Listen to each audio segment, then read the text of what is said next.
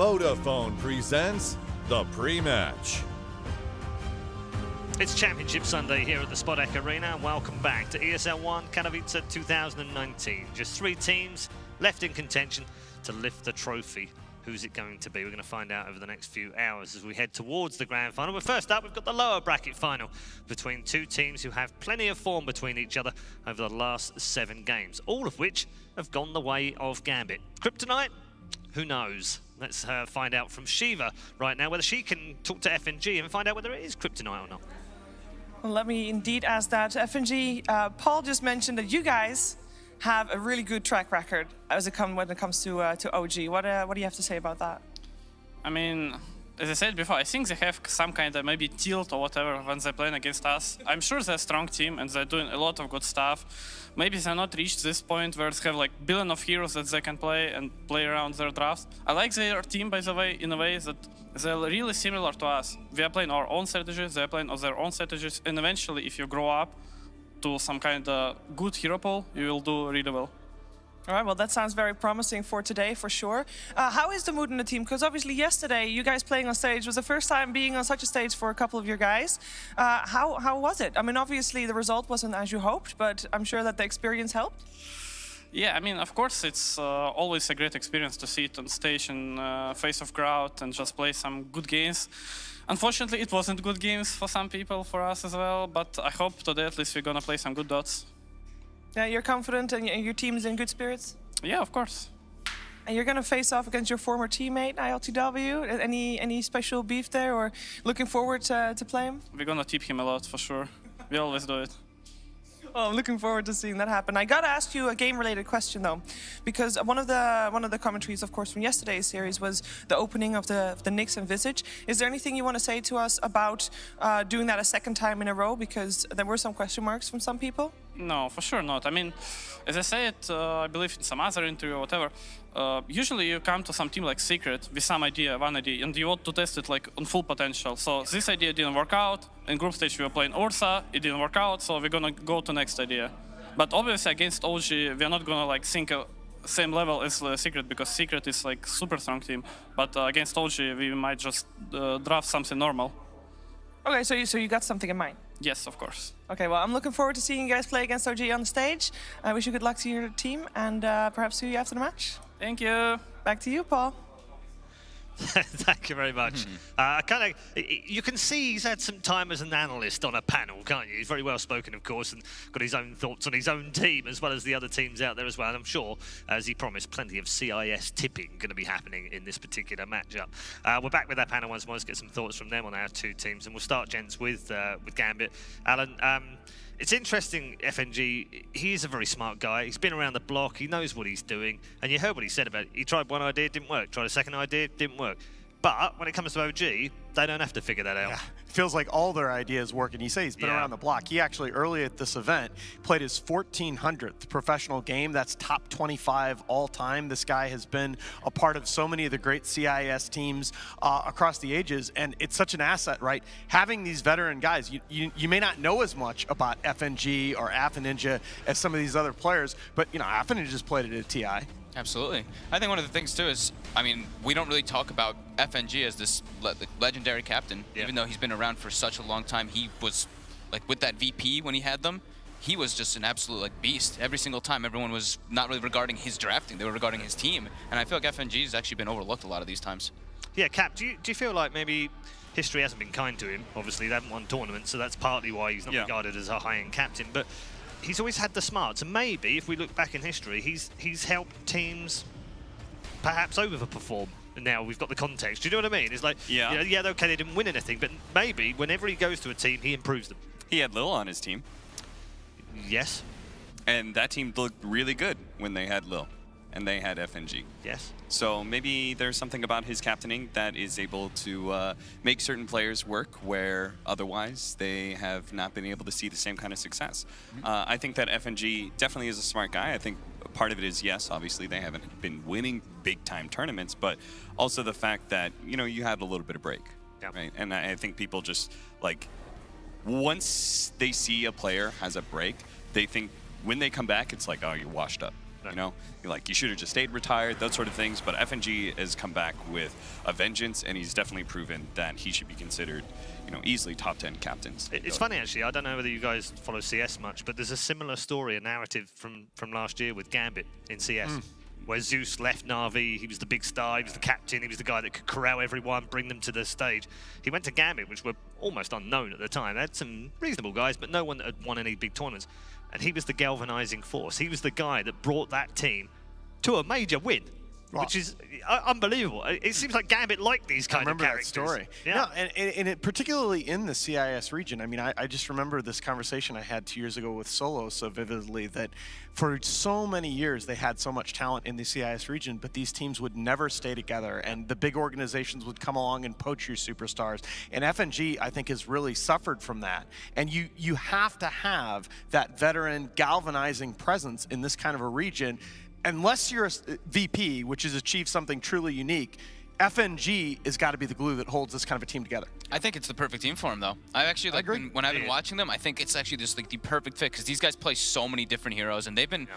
I mean, Immersion for me was one of the ones that I didn't really know too much when he first picked him up, and he's been pretty spectacular on a lot of his fours. But like Afro Ninja, this guy has been really close to just like dominating all the tier 1 players. Like in pubs, he just plays so many different heroes, and he has such an impact. So I think they fit really well for him. There's a little bit of me that wonders just whether if FNG went to a Western team outside of CS, just how much success he might have had. But I guess we'll never know. Let's move on to OG. Right now, we've got them waiting back in the wings, of course, ready to come out on the stage. But before we get to that, before we talk about them here on the panel, why don't we check in with Topson for his thoughts after an incredible victory yesterday evening.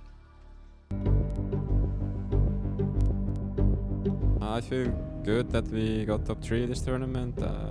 It's been a while since we have performed well, so always feels good. I think we've been playing better and better every day. We learn new stuff and we're more confident. I can't really tell too much about our playstyle. I mean, we just we're comfortable heroes we play. We pick heroes we love to play, and then we just make our strategies with those. We are not exhausted or anything. It's I mean, we have played in TI, it's a longer tournament than this, and I love playing Dota, and it's just every day so much fun. Gambit has been a hard opponent for us almost every time, and they have a few really good strategies they use, and we just need to find something against it, and we will beat them. Team Secret is definitely one of the best teams right now, and when we played against him, we went 1-1, and I mean, I'm looking forward to it if we make it to finals, so we get to decide who's the better team now.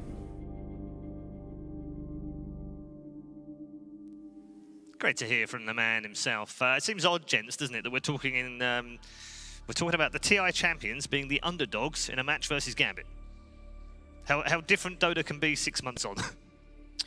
Yeah, I mean, underdogs, they've been improving so much, but because it's first Gambit, it's just. Yeah, just seems a bit weird, because if you think about, because other people don't follow Dota too much, they're like, oh, so Gambit are better than OG, so they can win TI this year.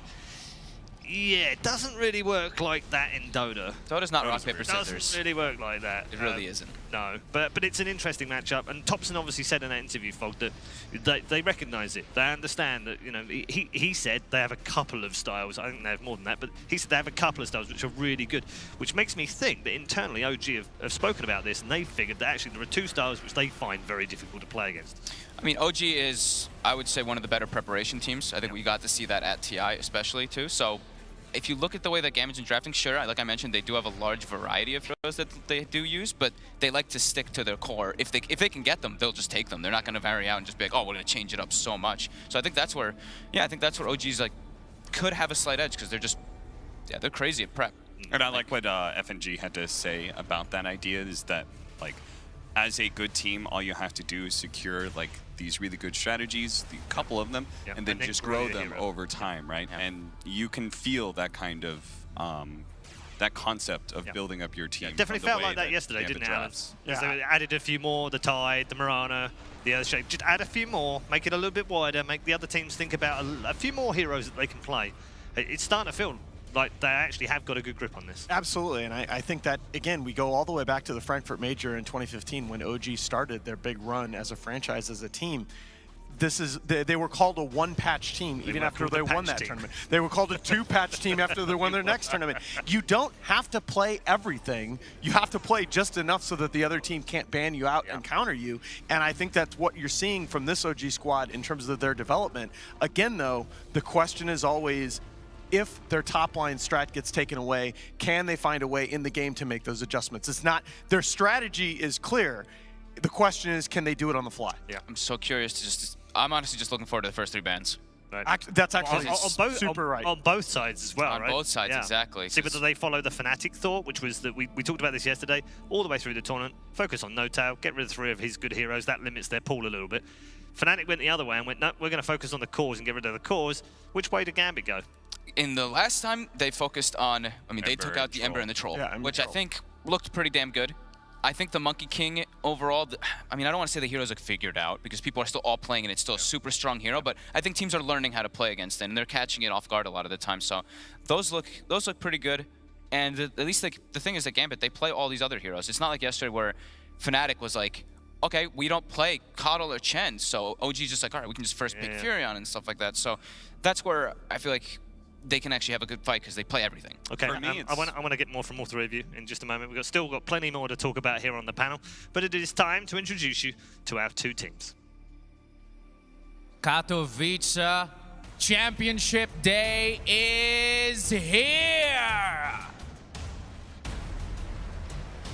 Our first team has a streak going in wins against our TI8 champions. Will they continue to get that streak going? We're gonna find out as we welcome to the stage, Gambit!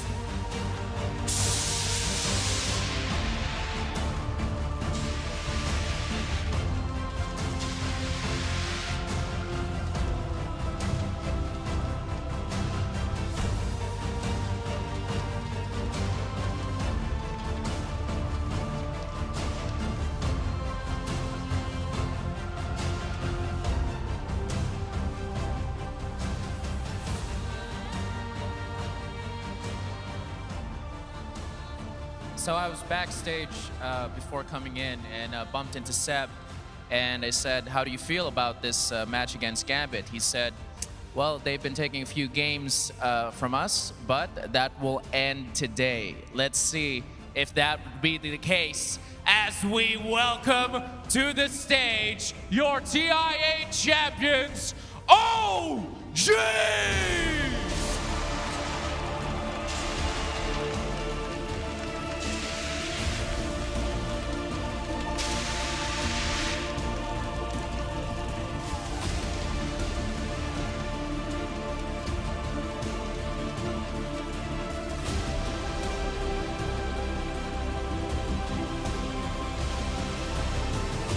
Katowice, your lower bracket grand final is here! Gambit versus OG!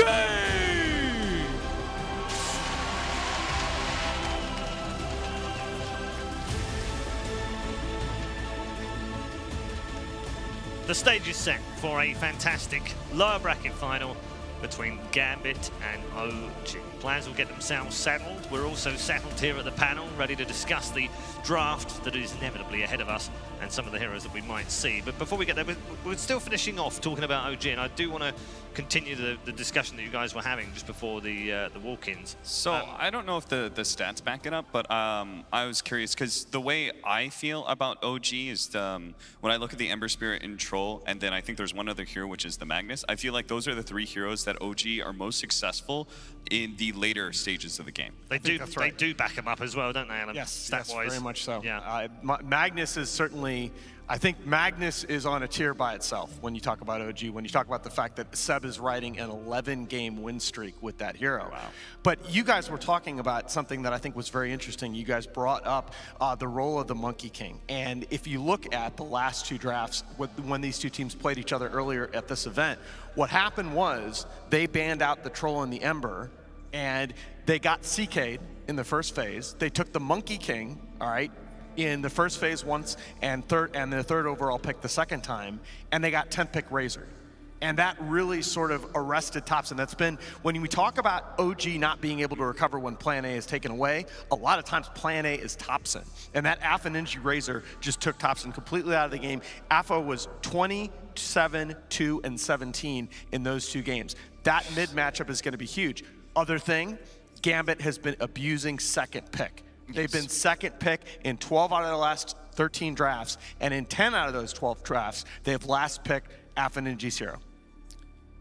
I think there's no way we're going to be seeing that sort of situation again because it happened with the other game too, right? I think OG had Lifestealer. Yeah. And the Lifestealer, like the matchup in Chaos Knight is difficult, and then you're into a Razor as well. We've seen that Lifestealer has still holding like a very high priority in picks at both this tournament as well as MDL. The success of the hero hasn't been like as dominant as the pick rate would suggest. Correct. It's like, I think it's 50% at MDL. And I think it's like the hero's definitely still very good. It's just, there are a lot of meta heroes that match up against it. Right. I want to ask all 3 of you what sort of stock you put on the 3 series that have been played between these 2 teams, because there are mitigating circumstances in all 3 of them. As we do see those Emperor, Troll, Prophets. Yeah, they did this twice. They've split that, haven't they? Yeah. That was Shadow Fiend was their opening ban in both previous games. They took out the SF and the Visage, OG did, in both the 2 previous games. I like this a lot better, okay? Because I don't think Gambit's Visage, first of all, yesterday we saw against Secret, looks like it may have been figured out a little bit. And their SF Visage, I don't think their SF is nearly as potent without the Dahak Visage. Definitely. I also, look, Gambit's first pick. So they don't have that overall last one. Yeah. And I was just going to point out the Lifestealer, by the way, will finish this tournament as the most contested. It can't be overtaken now. Oh, wow. So in terms of pixel bans, it's no 91% right now. Yep. Well, this is the thing. So 2 out of the 3 no-tail big no-tail heroes in the Chen and the Nature's Prophet get taken out. Gambit will take the other one on the board. The Enchantress is still there if they want it. I'm curious if they'll go in that direction. And OG are also leaving out the Visage, which they didn't do last time, which is kind of a dangerous situation because Gambit are going to be able to go and second pick it if they want, and then go into some bans, right? Unless OG, preemptively at least have some heroes that can't deal with the Visage, which, especially with a team like Gambit, if we were talking about somebody else like Secret, and we were talking about the what was their combination, like Leshrac, Kunkka, like if it's something like that, you would say we can't preemptively pick against that because Secret has such a wealthy hero pool. But against Gambit, like, they've been doing the same kind of stuff over and over again. So you're very likely to see, the Nyx Assassin, this Visage, like, you can kind of draft into that, I think. Yeah, but I think, so the Monkey King they're going to go ahead and pick up in the first phase. I think Interesting.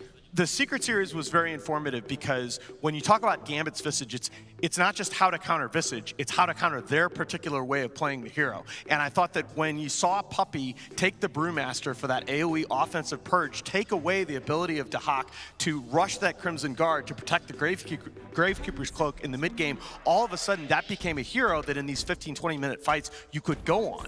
And they just basically didn't let him leave that bottom lane area. When they play that hero, they're so active around the map. This is the other thing, though.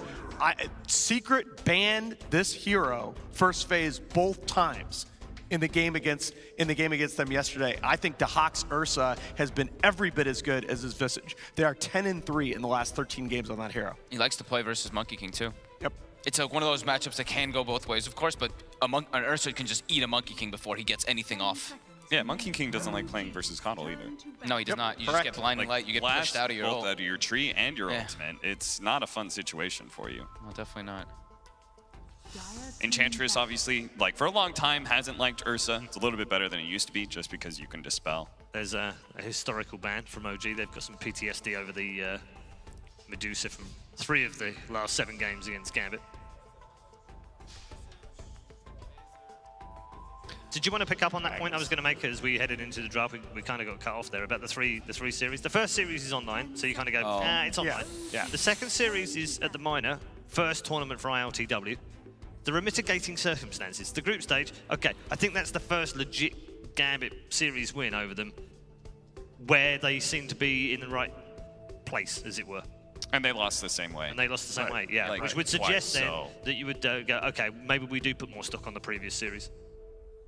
Yeah, I think the last 2 series have definitely been meaningful. Again, when you talk about, I think even with ILTW, No, I think he's it's only less been there meaningful like a because day, of the right? fact that in this tournament they lost in the same to like 2 games in the same kind of draft. Yeah. You know, like for me, I feel like OG is easily the team that would learn from that the most. You know, I don't know. I don't know how to parse that just because that stat is still screaming at me that if you take away the 4 games against Gambit, OG are 24-1 in sub 30-minute games. Yeah. And all of a sudden Gambit are the team that's figured them out. And part of it is picking these heroes for Dahak like Ursa that can both pressure their particular lane and can get active around the map so early and have kill potential on Thompson's hero. And they set him up for success too. Like I was mentioning a lot of times when the Ursas were being picked, I was talking about the Veno a lot in the panels, even though we hadn't seen it even touched.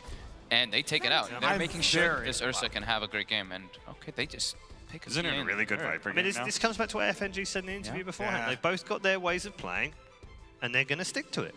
Especially after what we've seen with at MDL, right? The Viper getting picked up against the Monkey King. And I think, Paul, what you were saying is really important, right?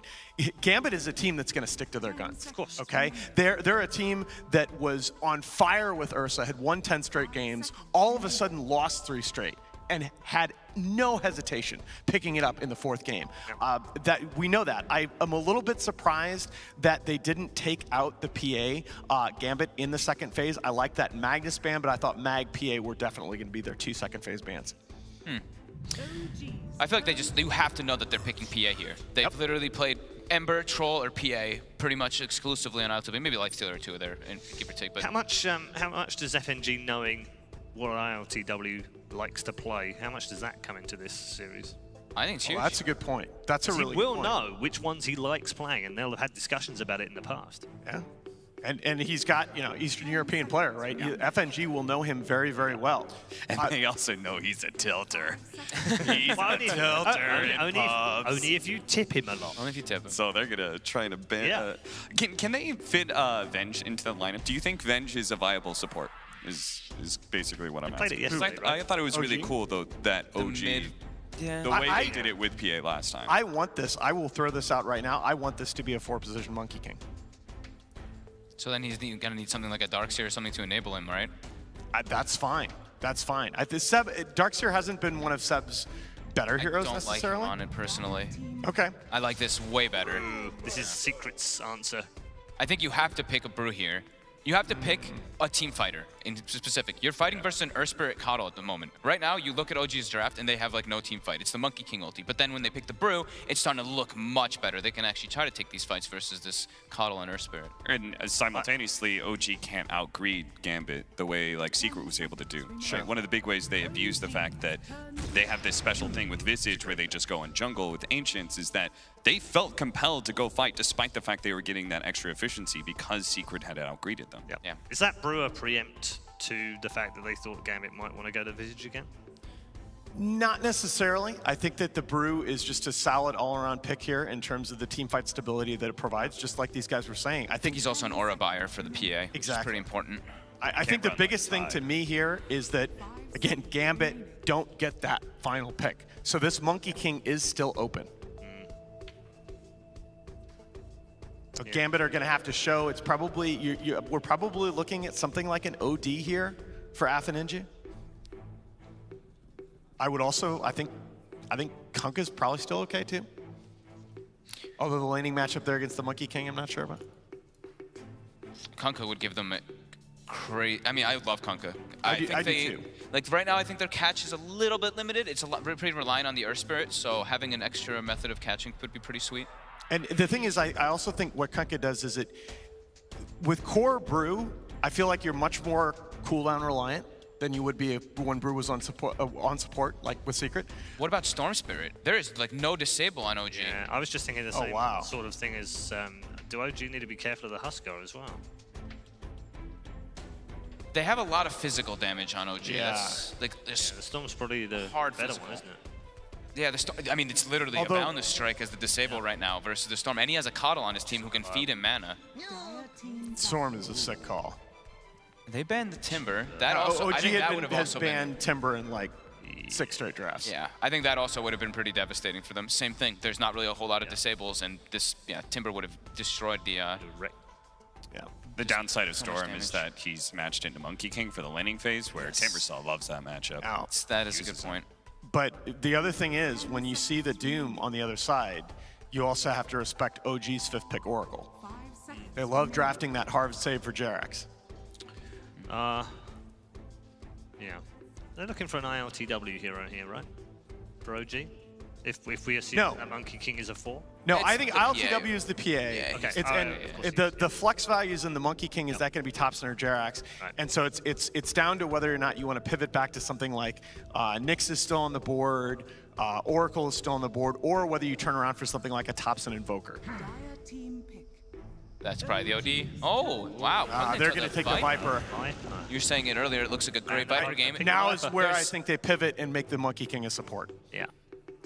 That is a super strong Viper pick. Now it's that hero they can rally around. Gives them, like, it's like a bit, actually it's catch now too, because you go this Atos build. So that provides them catch. It's going to break both the Monkey King and the PA inside of the fights. So what can beat Viper in lane?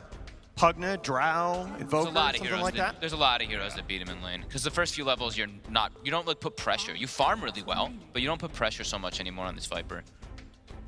Also, part of the danger is that you can beat the Viper in a one-on-one. They also have to consider that there's going to be an Earth Spirit. Sure. So there's certain heroes, like we were watching And there's that. the Invoker. It is the Invoker. That's what I was convinced OG was going to go that direction. I think they figured Gambit out. I really do. It provides a lot. It gives them more team fight too, so now they're not only reliant on that Brewmaster. That to me, that Invoker pick tells me that OG have made the adjustment, because I think in an earlier draft they would have left Topson on that Monkey King. They'd have left him in that incredibly unfavorable matchup.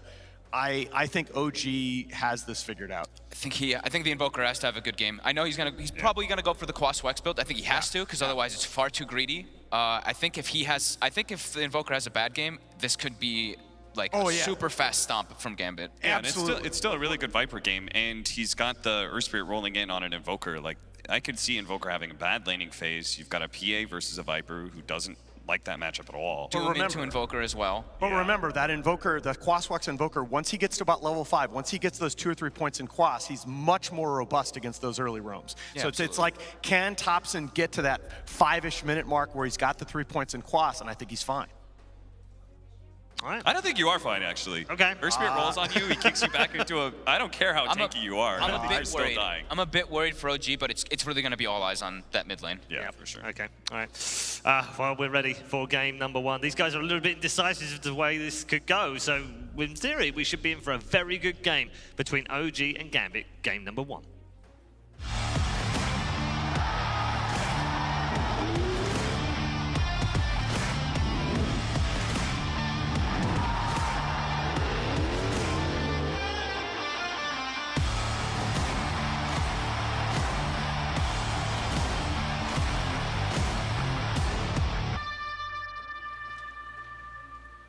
Well, Red Eye's giving us a theory that this could be a good game 1. I'm happy to go along with that one. For Gambit versus OG, it's the first game of our best of 3 lower bracket. Who will advance forward to face up against Team Secret? We decide that here and now. Kyle, how do you feel? The panel was bouncing around a little bit. They were swinging one way, then swinging the other, and the question mark of how the Viper is going to work as well. A new hero, which we've actually been watching Team Liquid already this morning. First phase picking this hero. Yeah, exactly. It's definitely more valuable than I think the meta at this tournament's giving it credit for. And if you look at the side of OG, he disables 4 passives of the enemy side. That's why you have to make the Monkey King a support here, because if he's standing in Nether Toxin, you actually don't even acquire Jingu stacks. Makes your hero pretty much unplayable. And I think the Gambit lineup's going to be able to play with a ton of tempo here. OG's going to need a big performance from No-Tail influencing the lanes. So you get a fast tempo. You have Doombringer as well with crap tons of money. If they can actually get this kill onto Hawk very early on, the extra bonus damage is there. And that will be first blood going to the Monkey King, who is in that support role. How did he die? Ursa has a 25 move speed advantage on those heroes. I know you get hit by the Uv, but how did they get in range of him in the first place? Did he just walk up that high ground? Yeah, he was walking up the high ground. He was looking like he was trying to make an aggressive ward, but already planted the observe ward in mid lane. Weird. So maybe trying to run a distraction play and saying, I'm running in front of Roshan to now plant this ward. Just hilarious to watch 23 seconds in and that bounty rune still exists up on top. These things have been probably the most contested This is cool. They're going to be laning aggressively with the Enchantress and the PA. I expect that we'll probably see a TP from Jerax at some point, but this is really favorable for OG because they have a support Monkey King against a dual melee off lane, and Enchantress up top can just smack this Ursa in the face, one of the only ranged heroes with somewhat adequate move speed. Just to deal with Ursa. I'm actually kind of sad we don't get to see what we were joking about early on. Okay, so FNG finally gonna, FNG's gonna die. Notel's gonna enchant, and they both went to deny their own. But FNG is so low on life. Notel's just gonna finish him up, but no, can't see him through the tree line, back underneath the tier 1 tower. And we were joking about Chakra working with the early Devourer over on a Doombringer and just the crazy amount of farm you can get. Bottom lane again, Jerax, all that bonus damage. Is that even a kill? Mischief just dodging the attacks from the tower. And once again, OG finding the power through that Monkey King while FNG hiding in the tree lines. Notel's going to trap him in. And Illumina will only tickle the OG lineup, who is now 3-0. Wow. And they're the ones running the fast tempo. And it's like Kevin brought up on the Weatherman segment. If you look behind the wave, Immersion was once again not actually contesting the lane, but choosing to pull that second creep wave all the way in front of tier 3. So he's leaving his Doom on an island to just get zoned out solo by a Monkey King. You can't trade hits with this hero. So yeah, you're denying a wave, but Afterlife's just screwed the whole time this goes on. And OG still have lane control because they tank their own wave in front of tower. They're just completely owning the bottom lane. They are in the bottom. They've had a pretty damn good time up on top. The only other question lane you're going to have is in mid, where Thompson's is being pushed back pretty deep. But Afo copped a fair chunk of damage and doesn't have any regeneration nearby. Thompson, of course, has just got to cross up. He actually canceled the salve there with a cold snap. And as Nahaz brought up, I mean, you look at the regen from 2 Quas, he'll be able to sustain. You got to be careful after Ninja. Ranger Asmo doing up bottom lane. Immersion. It's going to be Boundless Strike to slap him down, and the range attack from Jerax to finish the job. They're initiating pretty heavily underneath that tier 1 tower. It's just so, it's going to be so difficult. 2 melee on the off lane against the support Monkey King, who's very, like, he doesn't even care if he dies. He'll create the space. And it's really cool. You'd think that Ursa's a counter to Enchantress, but keep in mind that that W, the enchant, that actually will dispel the overpower. Oh, Seb even dodges the rolling boulder coming in. There's no vision looking for this. It's just the daytime vision from the creep wave. It feels like the supports of OG are just tailor-made to defeat the Gambit cores in lane. Like, you can't actually play aggressively as the Hawk. He's going to get moved on now. And if he pops overpower, it's just cleansed immediately. You can't trade with PA. This is just a bit of a nightmare for Gambit. They need to find a way to stem the bleed, or at least try and batten down the hatches. ILTW is going to have all the time in the world. Afro is going to be fine underneath the tier 1 tower, so they can hug this at least. Man. But where's the other options you've got? Like, Thompson, like, that was the mid lane. That's where the panelists wanted to look at. It was funny because most of the action ended up happening on the side lanes. But Afro versus Thompson, Afro is still getting just a little bit ahead when it comes to the CS. It's to be expected, though. Viper's a pretty solid lane dominator. I'd say that if you can get away with an Invoker and trade evenly, especially the way these side lanes are going, you're totally happy with this if you're OG. And it only gets worse for you up top when Enchantress starts getting creeps, a couple more levels. He's just actually solo pushing the Ursa out of the lane as a level 2 Enchantress. Oh, they've broken the Thompson Invoker in mid with Immersion trying to initiate. Forces a TP in from Jerax. But no kill coming the way of Gambit. And what does Seb instantly do? Runs towards the Doombringer. But that is a Doombringer. Yeah. But they've done such a great job at shutting him down that Seb is going to have... He already has 1,200 gold. Doom just brown boots. Jerax now going to hop through the trees. Might look to set up a kill here. He's going to bounce down right on top of the Doombringer, keep that slow up, and then start stacking up the Jinku. No Tower will die in the meantime, so the Hawk finally getting himself on the board, but Doombringer, the Boundless Strike, slapped him back to the underworld. Meanwhile, it was the battles for the 5-minute runes, and Gambit come out on top of those. I don't know if you mind if you're OG. It's all about the experience more so than the gold. You're still winning your lanes. And I'm afraid, I'm not a huge believer in support Monkey King, but when you get first blood and you're in this favorable of a matchup, like it actually looks dominant. And no one from Gambit can come down here anymore. Yep. I should also flag the fact that it was actually ILTW got both of the bounty runes up on top. So while Gambit, I thought, oh, it's great because they got both ones on bottom. They're stuck underneath their tier 1 tower on top lane. ILTW gets hit pretty heavily by the blast, but with no tail arriving, he's got a lot of support and just an easy way to stand on the lane. 4 out of the top 5 net worths, all OG heroes. In Gambit's lineup, I favored them, but... They go towards mid, rolling boulder forward, going towards Thompson. There's your kick back. He does get an EMP tornado off, creating a little bit of space so Immersion can't chase him. And Afro's got nothing to really fight with. Anna. He needs one charge, as Thompson will even grab the DD rune on the way through. And he walks straight to the shrine, doesn't even care. This seemed to be Secret's answer to Gambit as well. Shut down Immersion. He's 0-1-0. One of the best roamers in the CIS region, but he just can't get anything done. Doombringer, Jirax wants to keep chasing him down, able to keep connecting in. With those early phase boots from Jirax, he can just zone out every melee hero who's alone. This is tough if you're Gambit. Your lineup's predicated on being ahead. That's the core concept. They want to be on the enemy side of the map, utilizing these tanky cores that can apply pressure to win those one-on-one scenarios and then have Immersion off map, potentially looking to find kills. When you're behind in lanes with heroes like Viper, Ursa, Doom, like you're run-in heroes. You don't farm waves that effectively. OG. Rolling Bolt is coming in again. Thompson, he's actually taunting as he walks a little bit further down. He knows that there is no way the Gambit can kill him. Viper's coming in a little bit closer. Just hits level 6 with EMP Tornado, Doombringer, dry as a bone. And this OG is reminiscent of their TI performance, at least in the way that they, like the all chat spam, the confidence that everyone's moving with. It feels like they're playing with absolute no fear.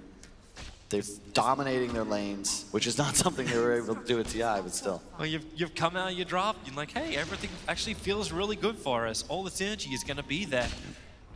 But are they pushing enough? So OG's getting a lot out of this. They're 3K ahead. They're 5-1 on the board, 8 minutes in. Can Gambit fight back? Is there a timing that they can reach on, like, the Hark? Is Viper going to reach that point where we were talking, like, the fact that he can create problems for the Monkey? I mean, Viper's never getting to that point at this rate. He's just farming jungle with 2K net worth. Rolling boulder, they're coming in. Notal will die pretty damn quickly. 3 heroes used to do it. And then they're moving towards bottom lane. Gambit, their keeper of the light, that has to try and push back OG. Of course, that is something he's very proficient at with the Coddle Blast. Yeah, and I look at the Hawk's skill build and I question, you know, the lack of innovation on this Gambit side. It's fine to pick your heroes, don't get me wrong, but no point. I know most Ursas, they go 0-4-4 nowadays, but I've watched the Hawk, like he can't play aggressively because his overpower is just going to be purged by no tail. No points in Earthshock. I feel like that would be at least a way to help Immersion find some kills, but he provides no disable himself. So PA's just safely farming, no problems. Mid, you're going to have a rotation from Seb. He's got ultimate active and an invis rune. This is a great movement. He just needs to find somebody. Yeah. But for the moment, it's like, it's heavy stacking over on the side jungle. Gambit want to initiate up on top, so rolling boulder, that wasn't who Immersion wanted to go to, so he has to go over towards the kick to Hark. This is his level of aggression against Notel, able to do it, enraged up. He'll also be able to grab himself the Sada. Oh, Seb's on a sentry ward. Coming in on top of Afo. Gotta be careful, Afo. You got no boots. It's such a slow Viper. Support's moving over. The Dire Scan towards the west. They wonder if Seb left, but he didn't. So if Seb wants to initiate, he can go into the Bruce split.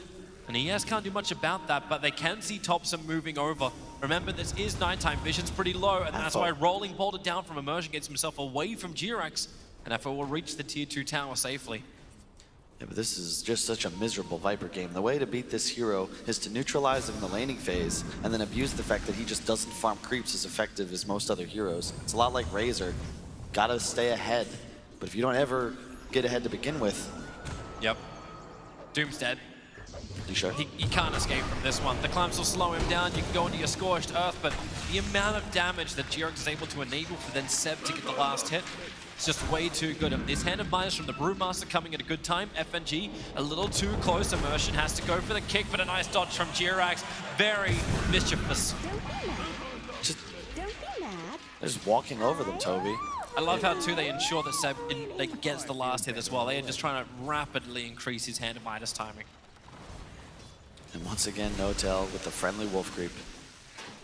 However he could find a way to utilize this creep, really just the team of OG. We saw Seb ensure that he would have it devoured at all times in that game 2 yesterday. You got to ban Enchantress and Chen, right, against OG just against No-Tail every time. You got to ban Furion. You got to ban Ember. Hey, at least you don't have to ban Troll. At least you don't have to ban Io. You don't have to ban him anymore. That's true. Just a matter of time, though. Can expect OG to maintain this pool of support heroes in perpetuity, really. And if Wisp gets added as well, there's no actual way to ban out No-Tail's pool. Reminiscent of the TI3 Alliance, where everyone knew how they would start their drafts, couldn't really do anything about it. Yeah. Jirax looking to jump in towards the mid lane, Immersion as well as FNG. And blasting down the wave, good kick. They're actually dropping Jirax down from his trees, and it's going to hold him in position. Mischief, and then with Boundless Strike, but it won't be enough, and that's a good streak to end. To go into Immersion, however, Afro would have really liked that money. Yeah, and I really want to point out just OG's willingness to play each game uniquely, much like Secret. Because he's playing against Viper, because of the state of the game, maybe it's just a support Monkey King thing, but you see that Jerax actually maxed out Tree Dance. So that provides he's now able to just farm waves thanks to his experience, and in addition, you're not as affected by standing in Nether Toxin, because your hero is more about landing this leap than getting Jingu stacks, but as a level 1 ability, that was enough to just zone out Doom completely. Afterlife at only 2,800 net worth right now. Yep. Looks like he's still going for Midas. Not sure if that's the way you want to go here, because OG is going to be scaling. I feel like you need to get aggressive. It does feel like the game is starting to stagnate a little bit for OG. Like, yeah, they're still finding some kills across the map. They have 3 of the top 4 net worths, but that 5k lead has pushed down a little bit further to about 3,000, and the experience is swinging back the other way. I think you're all right with that. Just because you have the PA, you have a Midas on your brew, you'll probably be going something like Vlad's Radiance with a blink in there somewhere. But you also, it's Invoker, it's Thompson Invoker. This is a late game hero. I'm with you on that front, but at the same time, like I don't want to count Gambit out, and there's just a couple of things that make me start to question, like, is OG as secure as they feel? Because they feel very secure at the moment. I don't think that they're in any pressure to do something, though. You can see Seb just spamming ult fake casting. Like, they're bored. And well, go and fight then, will you? The downside of the Gambit lineup is that Immersion's the only playmaker. And because he wasn't able to get the momentum going, you're now in a spot where you want to use your ultimates. You'd love to pop a Doom on somebody and find a kill, but there's just no one for Immersion to play around. You have a Midas on your Ursa, mid-hero's a Viper. Like, the 3 cores are just actually all farming passively in the jungle. Doom wishes he had a jungle, but unfortunately, both sides have already been occupied. You actually see, like, the ES is moving across the map, so Immersion, he's trying to be involved everywhere. Obviously, more on the south side. But more importantly, on the northeast side of the map, he's not able to cross the river, can't find a ford. They're going to cross this way. Under the cover of smoke, they were just out of range of that Radiant Orbs, I believe. Meanwhile, up on top, the dive is coming in, the Will-O-Wisp. FNG goes up and towards the air, and he'll hit the ground. But on bottom lane, this is where the rebuttal is going to be. A quick Doom out, Brewmaster, no split available, and with the Magnetize, No-Tail's also on the run. Dahak trying to buff himself up, looking for that big fight in. No-Tail turns quickly, but is there going to be enough damage? Dahak still going underneath the tower, combining with Immersion. So it's a 2-for-1 trade-off. And then Gambit add pressure into the tier 1 tower, because the save is being done up on top by OG. Yeah, it was well played by Immersion, setting up that kill. They have to get the Doom off before split. It was well timed. Surprised that Seb actually died to that. He had a ward. TP's in the bottom lane. He has no ult. Puts down this full Spirit Vessel, and you're right, no ultimate, and he's actually got the money. He hasn't spent it yet, but he could buy a Blink Dagger if he dies right now. Actually, he doesn't want to. One charge will give him some life. Still hasn't bought that Blink Dagger. Dahak going to be efficient. ILTW, vision up the hill. They know that definitely Blast connects. 55 HP, and they find the kill. He'll buy the Blink Dagger, so they will not be delayed that timing of the critical item. Immersion will die himself as well on that bottom lane. 4 heroes from OG rotate over. this Spirit Vessel on Katowice Invoker, you just pop a Cold Snap on someone, it's going to proc every single tick opportunity. And yeah, OG just have this massive team fight advantage, specifically their counter initiation. If you don't Doom the Invoker, it's going to be reminiscent of last game where Topson offers so much peel and save for his team. The Gambit lineup, they want to find that initial kill and then boom, you drop the Coddle ult. Now you have your team fight, but I don't know how they're going to get that first target if Topson's hands are on his keyboard. They're going into Roshan. 15 minutes in, just typical OG. You've got Vlad's, you've got a little bit to work with. There's the alacrity of Topson that's giving ILTW the damage, but Immersion, he's going to come over. N0tail's very close. They start off with a kick already. N0tail down to half-life. FNG wants to get a position so he can actually get something out. Will-O-Wisp be off cooldown in 3 seconds time. Watch that mark, especially as Dahaka's already killed off N0tail. Lumina flies in towards the pit. They see Roshan at 1/3, but they want the kill. Rolling Boulder forward with the Magnetize and the Will-O-Wisp and the Blinding Light. They're in way too deep. Topson wants to try and fight out, but Afro's just breaking him out. Invoker can't do anything. They'll fight back quickly. Immersion will finally go down, but here comes your Blast right over OG, hitting Jirac so hard he can't be there, but it's the big army. The center will finally go down. The Brewlings are about to time out. Afro has managed to live through all of this. Couldn't get the wand charges off in time. No buyback available for him. And OG, thanks to their buybacks, they are able to stand in front of the pit. But can they finish what they started? They're going to try. They spent their advantage on that buyback.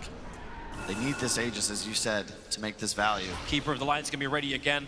Is Doom active? Coddle Blast is coming in. You got the Blink Dagger on the Earth, so they're going to get some extra information. It hits pretty hard. Jirax and ILTW, they're low.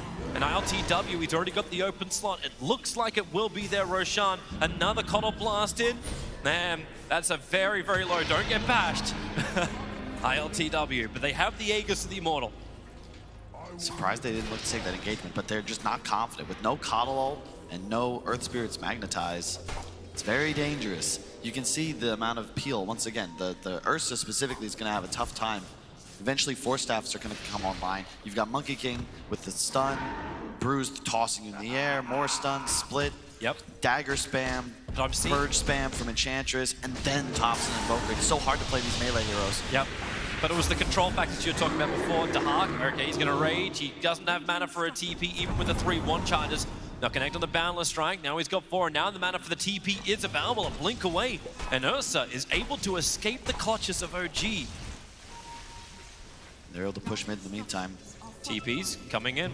You've already got Nether Toxin down. Lock him in, Rod of Atos. Brewmaster can't go anywhere. Quickly deleted, and N0tail will be the follow-up. Viper is just doing the work. A double kill for him. You said so far, Afro's had some issues, but during that whole fight around the front of Roshan, he was completely uncontested in his positioning. The Rod of Atos timing has been perfect. And OG, very sloppy. You're trying to defend a mid tower. This is what Gambit wants you to do. They're just gonna try and roll over you. And if you're trying to take a fight with equal numbers, let alone at a disadvantage, you're gonna get wrecked. There's a reason Viper's getting first picked in other tournaments.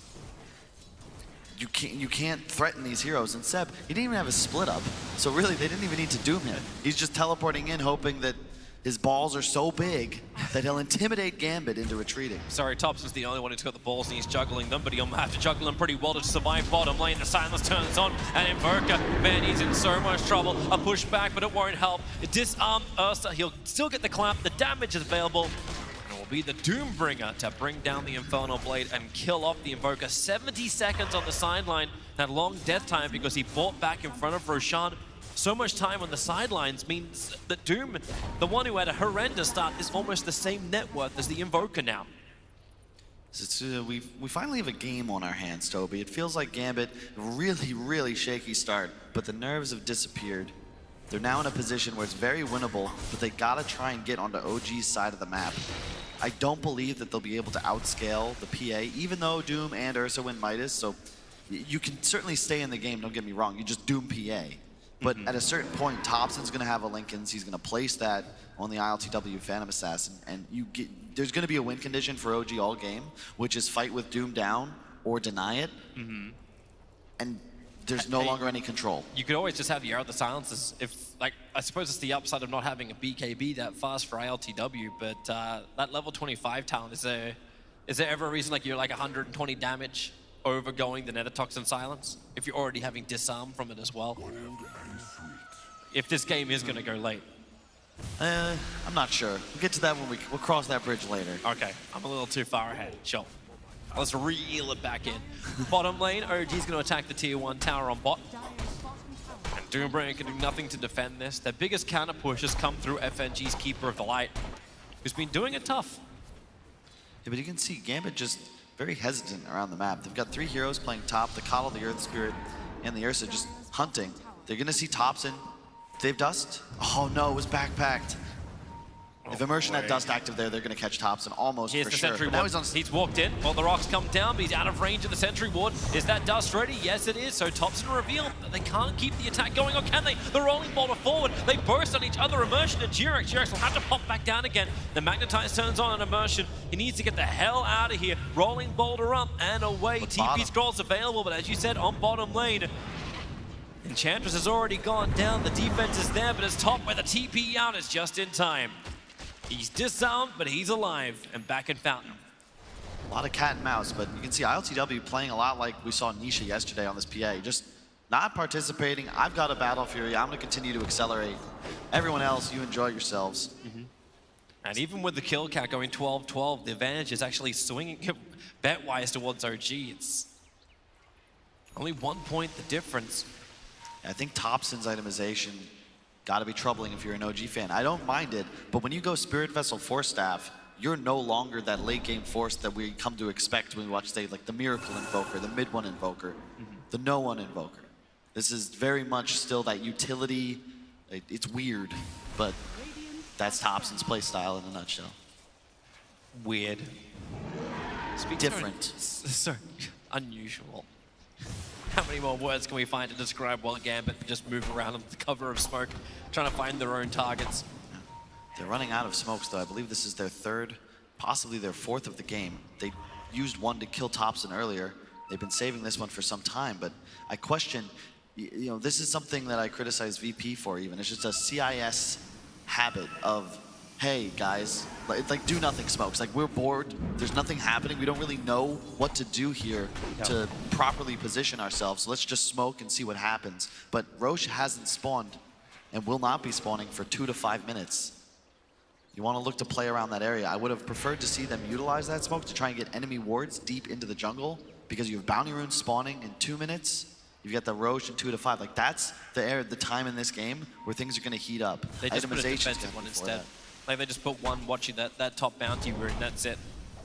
That's all they achieved with the smoke, and they did that underneath their own Dire Observer ward. And this is OG. They're going to make that same move. They're smoking 4 wards. FNG, he might pop this. He will. Nice positioning. This is good 5 support play. Yeah, they're picking out. They know he's in the tree lines. Quick Observe ward being planted down, and the jump up, so FNG.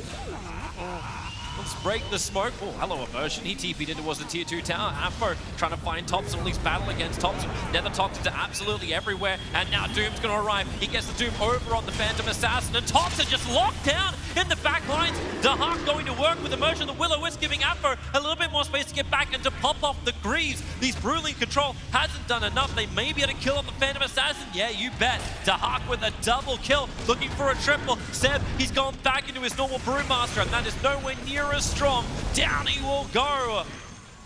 And I just criticized Gambit. I'm going to criticize OG as well. Same deal. They get the ward off that they wanted. You get a free pick off. Accept that. Get another ward deep into the jungle. Taking that fight is just not going to work out for you. You can see Seb, he's forced to split right away. Didn't even get a clap off because he knows that if he's doomed, they may just end up losing the fight. But that just means that now your PA's damage is going to be neutered, because even with the BKB, he's not able to do enough DPS. And the initial target was Viper? Yeah. Like, the guy with Greaves and 2,000 health? And it was only Thompson, right, who initiated, so it wasn't going to be a quick kill. Doom had time just to walk up and come through the shrine area and just get the Doom off on whatever target he chose. And I like the choice as well from Afterlife to get that Blink Dagger, because his Doom, if he can get it off on a critical target, Brew before split, or the PA at any point, you're going to win these engagements. And it's still relatively even game. Gambit take their first advantage, I think, for some time. They've got to be feeling confident. Bounty runes are about to spawn in 15 seconds. But the downside of the draft, however, no Will-O-the-Wisp, no Doom. It's very difficult to take team fights. OG know this. They're going to look for an engagement right now. Yeah, they're smirked up, looking for the 25-minute bounty room battle. Doombringer, he'll just stand there, grab it, has the Blink Dagger to get away. So this will actually end up being a 3-for-1 trade-off with the bounty runes in favor of Gambit if Immersion wants to cross the river.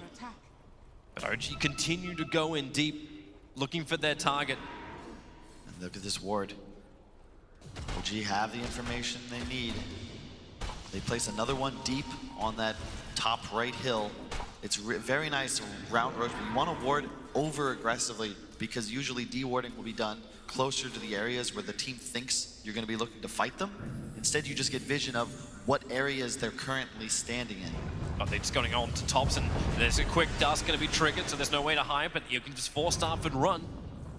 And that's how OG are going to win fights. Right there was a perfect demonstration. Hard initiating on a Viper, you're going to get punished every single time. That was a 3 or 4-man FNG Ignis Fatuus. You've got to try and kite. Bait the big spells, the Doom and the Will-o-the-Wisp. If you can get one out and then get back, you can re-engage. But you've just got to be careful. And Seb, I think, has to be a bit more conservative with the split usage because the same goes for Gambit. They've got the PA, BKB, and the Brew split to really worry about. I actually love the itemization from Afro going in for this blade mail. You talked about initiating on a Viper and then you're going to get punished. Like, you initiate, he's got so much armor. He's sitting at 27 armor over on this Viper. Not to mention, if PA throws out a dagger, it's like, well, okay, well, let's go, boys. Let's trigger the blade mail. Let's turn around. If you want a piece of me, you'll hurt yourself pretty hard. Yeah. In the same spot, mid one, he actually did the exact same thing in that game we watched him play against Gambit yesterday. So obviously FNG reviewed that tape, recognized, hey, maybe we should give this guy a try. And you know, we're new to it, so why don't we just copy what mid one did? As he is the top MMR in the world, along with being arguably on the best team here. But both these sides fighting desperately for a shot to... Yeah, Gambit want the rematch and OG want the chance. I think OG are just appreciating the challenge. They're finally back playing some good Dota.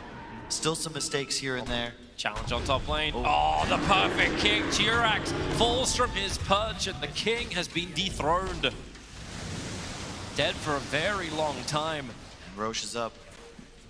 Look how this Observe Ward is paying dividends for OG on bottom lane. They saw Immersion TP in, they saw Doombringer starting to aggressively posture, so OG just back off. They know how hard they can push this lane. I just realized, look at Jerax's item build. He actually just went Medallion Deso. That means all the Monkey Kings and his Wukongs will be applying that Deso. Huge damage amplification for your PA. And then obviously you can put the Medallion up as well. Really cool. OG, they always find ways to somehow acquire damage, amplification, and reduction, and they do it consistently. It's a big part of the reason why their drafts work, and especially this PA, because he uses damage amp better than most other heroes because of the crit factor. And they walk straight into the pit. Time for the big man. BKB finished on Doom. OG was aware too that Roshan's up, that one little stolen creep. Checks the status of it all, but it's already a little too late. As Sentry wards it down, they see the Doombringer. That's going to be a big burn. They need to ensure that's why he just BKBs, so he can still get that Doom off, looking for the target. And ILTW will be the one trying to represent, but it's a Will-o-Wisp, creating a little bit more space. Immersion, maybe he can get away with this. One more second, he could Rolling Boulder away. No, that won't happen. It's a big magnetized, heavy damage, and they move towards Afro. Jirax into the Wukong's command. They want a better position to fight, and that's able to enable it. Afro, he's still got so much life, still got so much regeneration. They've already lost the enchanters, but OG are pressuring forward. But the Hawk is bigger. And they move to Invoker. Doomed up this entire fight. Can't be involved at all and will go down, giving a double kill to the Doombringer. And Gambit are rolling forward. 5k advantage, and they're pushing down mid. Yeah, the PA popped his BKB so early in that fight that ILTW never really got a chance to commit. And without his damage, without him always in that fight, there's no way OG are able to keep up with the output that Gambit's got. And once again, they're setting up on this Viper. Good initiation, but from the Gambit, like OG, they have that opportunity to potentially jump the Doom, but I've had that happen to me so many times with friendly Invokers where the Tornado overlaps with one of my big stuns. So you kill the Will-o-the-Wisp, you even kill Immersion, but how you can't choose this cheese Viper as a target. It's not real. Yep. Even with the Monkey King ult down, you can see he just turned and hit the Jerax MK in the face and took him out, no problems. Yeah, you've got a lot of damage, but 1400 health, and Monkey King dies. The Dire is scanning and pings positive as Seb's going to arrive. He doesn't have Brewmaster split. It was all for the bounty runes, and Monkey King, Jirax initiates in over on FNG. Blind Knight push him up, Rod of Atos. He actually dodges it with the Mischief. So not locked in position, and Gambit. Oh, Immersion didn't get the role that he really wanted, and now ILTW moves forward. Immersion, once again, the first player to die at the beginning of these fights. And Monkey King wants to give them another target. Underneath the Observer Ward, FNG TP out will not work. Triggering the bash from the Stifling Dagger of ILTW will allow Thompson to finish off FNG. And it's the exact same story, Toby. Gambit win a fight, OG not discouraged, know that the big cooldowns are not prepared, and they can then move and get aggressive. Gambit have no interest in taking these fights without everything ready to go. They're perfectly fine sacrificing their supports. Monkey, he's not going to get this kill. Dahak actually had a lot of confidence there. He saw the Observer Ward being placed before he walked around the corner, because the Dire Sentry Ward is in range. And again, just look at the net worths, Thompson specifically.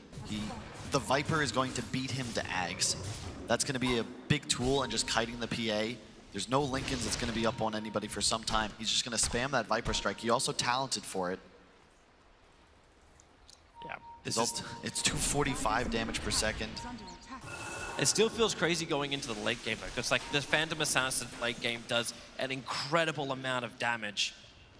Yeah, but it's going to be difficult for him to stay on targets. He's got Doom to worry about. Viper Strike's going to be constantly spammed on him. There's a Shiva's about to be completed on the Doom. Gambit, I don't know who you actually going to be able to target as this PA. You play it from range and triple Stifling Dagger. Try and get some chip damage against Gambit before the fight begins.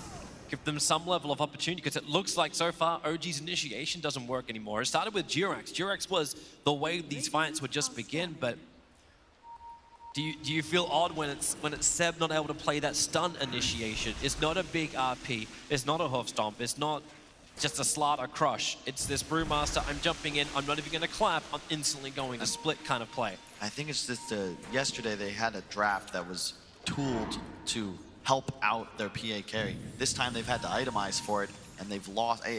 Thompson specifically, you can play like triple Wraithband Vlads, you can be very efficient when you're playing those type of heroes, but Invoker is a different style. And when you go for these early game items and you can't close out the game, you can just see he's going to be doubled up by these top cores pretty soon. And look at Dahak. He wants to fight. He's got 35 seconds left on this Aegis the Immortal. He just wants one target he could jump on.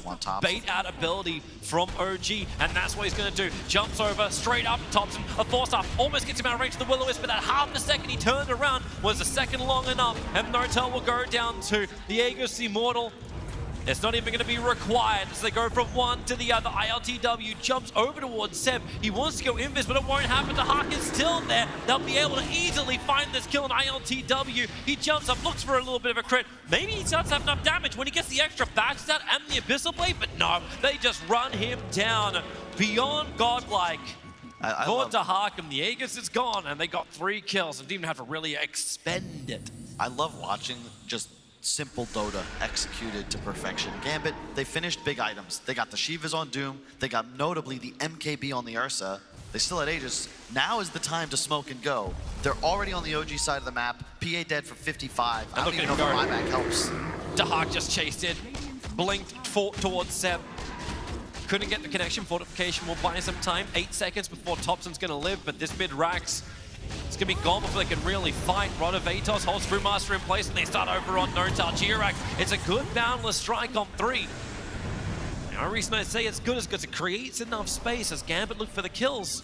They didn't get one, so they have to back up and not take the tier 3 tower. But that's why they just pull out, reinsert, go for the tier 3 tower, but they don't get what they wanted. The BKB being blown from Dahak and no kill. It's a disconnect right now. Gambit, FNG, you got to get your squad under control. That's twice now Dahak initiated while his heroes were taking those couple of steps back. He's looking to be aggressive. His team has no interest in doing such.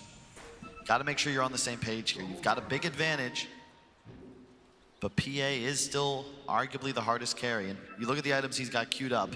96 gold on that PA, but if he could potentially finish the Nullifier and the Lincolns that he's got queued, that's when things start to turn around for OG. But that third Roach could be everything. Then he can get have a Refresher Doom.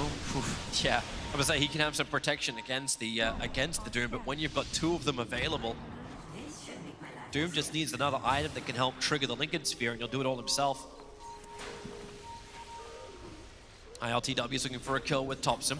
The only person who was close was Afro. They need those aggressive Observer Wards down once more, but the sentry wards are watching both, and now over towards Viper. It's not the target they want. He has a BKB as well, Toby. There's no way you're going to be able to take him down. FNG, 30 armor. FNG is the only target they can go for, right? Like, that's it. I think Dahak would be ideal, because he's also the main source of sustained damage on the side of Gambit. Afo Ninja would be great, but he's got BKB Shivas. It's just not realistic to think you're going to take out that Doom, who's continuing to scale. Remember, he was behind significantly in the laning phase, but he rushed Midas and that level 15 talent for the Devour bonus gold. They're smoking and fighting. It's two waves pushing in through the top lane, however. If no one from OG is defending this, you know Gambit's looking for it, and they're just using Afo as bait. Leave him in the mid. Go on it, OG. Go on it. We dare you. We double dare you. We triple dare you. I like the movement from OG. They're a crafty and collected team, even at a disadvantage, but you can feel it in the game. They know they're behind and that they're outmatched in these 5-on-5 engagements. Gambit, they're moving around like a line of tanks. There's no real way to puncture these lines when you're walking around through the jungle with muskets. One of the catapults got taken out. They're using them to scout from Nortown to get all the backline information. So they're looking towards the Doombringer. What do you want to go on? Monkey King's up at the tree. They're doing everything they can, but Gambit, I think they've got a read on this. They have a nice ward behind them. Just go high ground, folks. Yeah. I don't think that even inside the base, that your 5-man is penetrable. Well, OG's not even in position. Like, what are you going to do? You're going to TP back into your base now? Double catapult waves coming through mid. They still want to fight, but they're coming underneath the Dire Observe ward. Seb reveals himself, ILTW as well, and they saw the smoke. And here we go. Dahak finds his target. Over towards ILTW, gets some chain bashes onto the PA. PA is instantly deleted. They go up for the other kills. Nortel outside the base. The stuns are out. And this really does feel like the game when you've got PA down for 70 seconds. How does OG defend? That's all they needed, was just the initiation. In a span of 3 seconds, the 2 most farmed heroes on OG died. Like, immediately. They did use the Doom. There is a buyback available on the Brew, but PA, he's just so poor. ILTW hasn't been able to get on the map for a while. And I think if you're Gambit, you just methodically start killing structures. Yep, take out the mid, move towards the top. Can't claim the bottom, mainly because the creep wave is out and the tier 2 tower is still available there. Impressive showing, really, from Gambit. Remember, this game at a point was tied at 12-12, and it looked like OG was in a dominant position, but since then, 15-4, this kill score. I'm interested to see how long before Jirax wants to come back. They just accept the fact they've lost 2 lanes of Rags. Jirax has a Rapier queued up, and he's currently farming on the Dire side of the river. Oh boy, they lost. Oh, Nortail. A little too close to the sun, gets burnt. And I think after this game, throughout the rest of this final day at ESL 1, Viper and Doom specifically have got to be considered stronger heroes than the meta's given them credit for thus far. Specifically this Viper. His game was ruined. I think I also underestimated his farming mechanic, because when you go this Arcane's Atos build, you actually just spam Nether Toxin, and it feels like you're like a Lina moving through the jungle instead of what I always thought of as a ranged DK. Just slow and useless. Not anymore. Not all knights or dragons have to be the same. They're pushing up through the mid now, OG. Looking to what?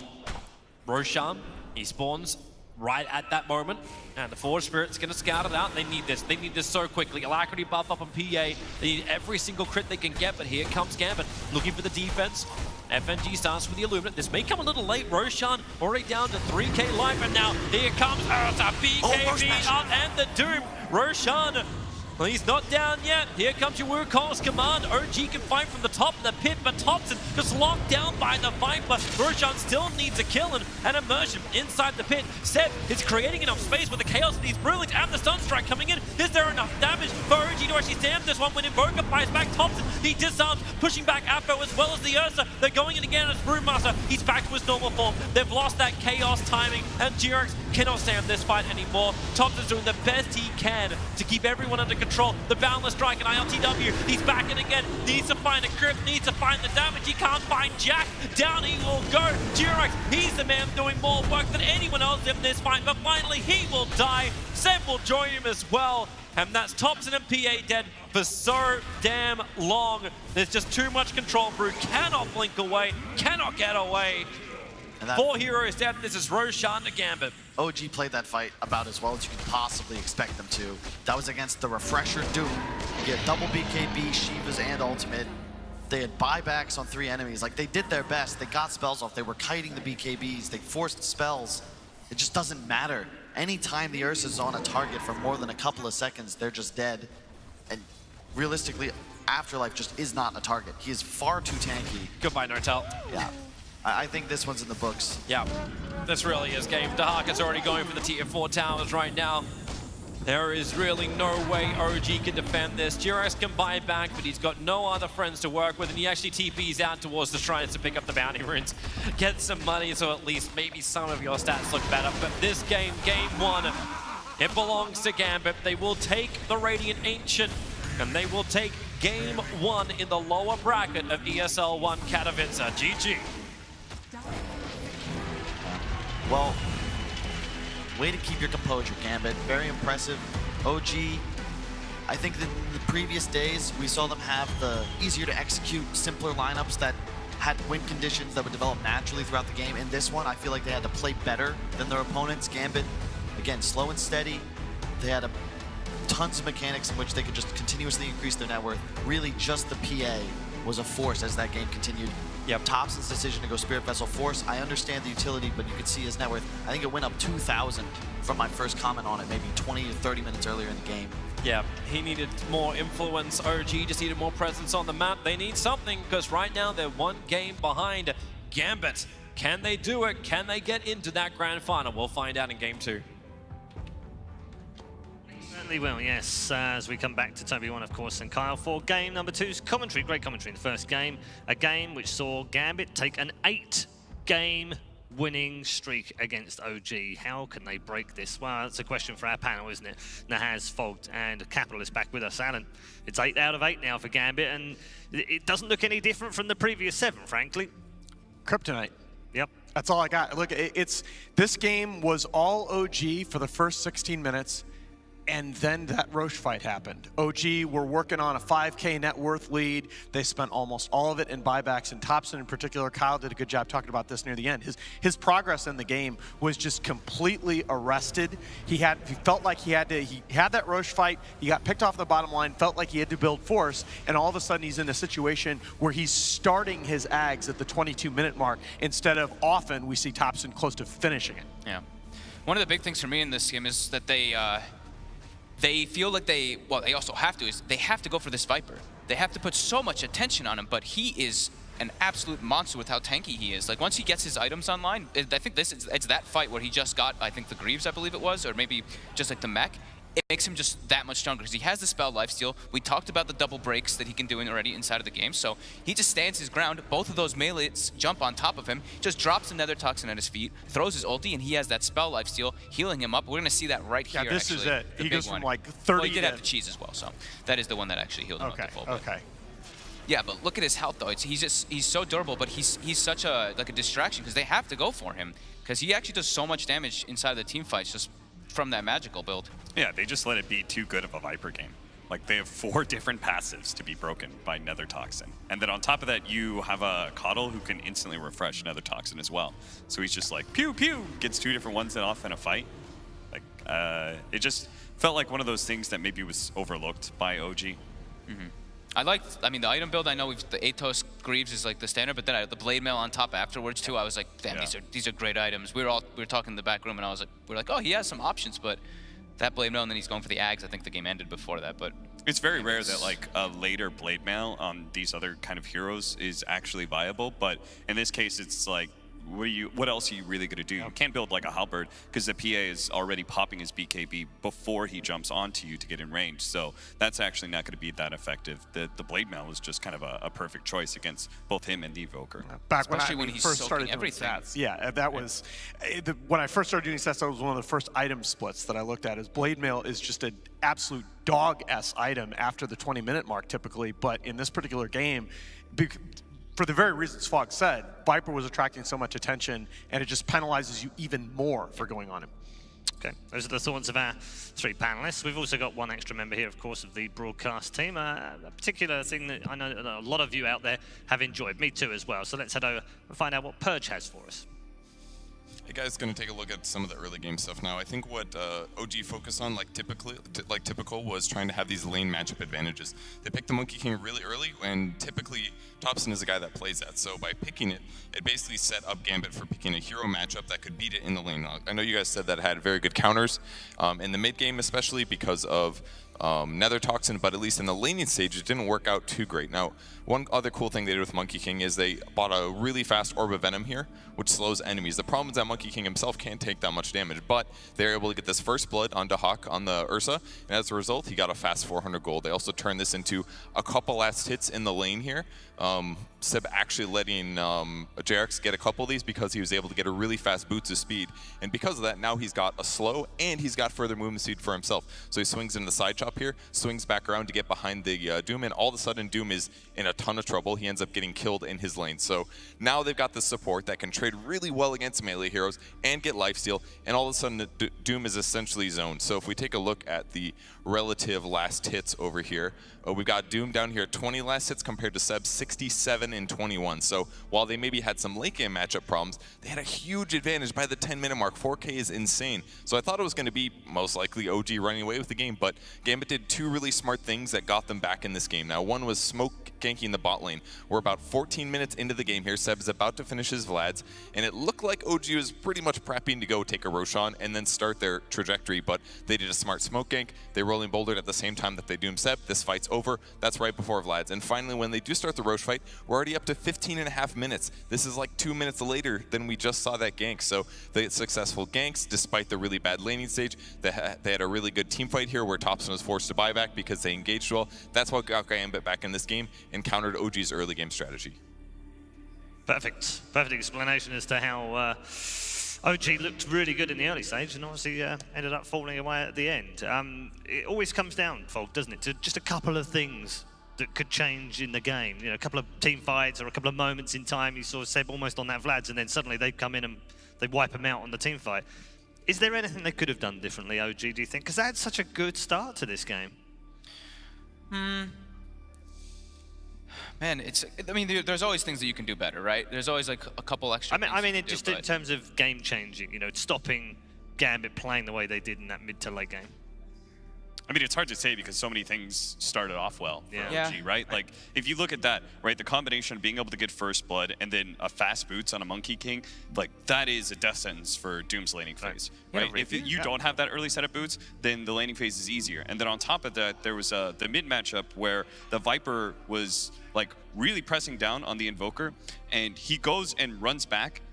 They're both like, he's 50 HP, I would say, above the Invoker. Invoker's only got tangos at that point in time. Our Viper has a healing salve. So what should happen here is he's going to back up, healing salve, and he's just going to attack this Invoker and shove him out of lane. He's going to have a lane phase advantage, but he doesn't back far enough away. He gets cold snap. He only gets like 20, maybe 50 health off of that healing salve. Then that gives away his entire advantage that he was supposed to have. So there's another advantage that OG has, right? Like, those 2 different things make 2 different laning phases a lot better for OG, and yet they still, well, actually that transitioned to another thing, right? On top of that, Viper has a worse laning phase. He doesn't have enough buyback for a Roshan fight. This is an Ursa lineup. An Ursa lineup that naturally is predicated on being able to snowball off of these Roshan kills. When our Viper doesn't have a buyback, but Thompson does, this secures OG the Roshan. So that's a third thing that goes in the favor of OG off of just these little things, and yet they still lost to Gambit. I was going to say, we almost need to have a discussion about how Gambit didn't win that sooner. We are going to take a break right now. When we come back, we'll see whether Gambit's 8-game winning streak can be snapped by OG, and they have to find that win, otherwise they are done here at ESL 1 Katowice. Here comes Ursa, BKB up, and the Doom. Roshan, well, he's not down yet. Here comes your Wukong's command. OG can fight from the top of the pit, but Thompson just locked down by the Viper. Roshan still needs a kill and immersion inside the pit. Seb is creating enough space for the Chaos. He's brilliant, and the Sunstrike coming in. Is there enough damage for OG to actually stand this one when Invoker fights back Thompson? He disarms, pushing back Afro as well as the Ursa. They're going in again as Brewmaster. He's back to his normal form. They've lost that Chaos timing, and G-Rex cannot stand this fight anymore. Thompson's doing the best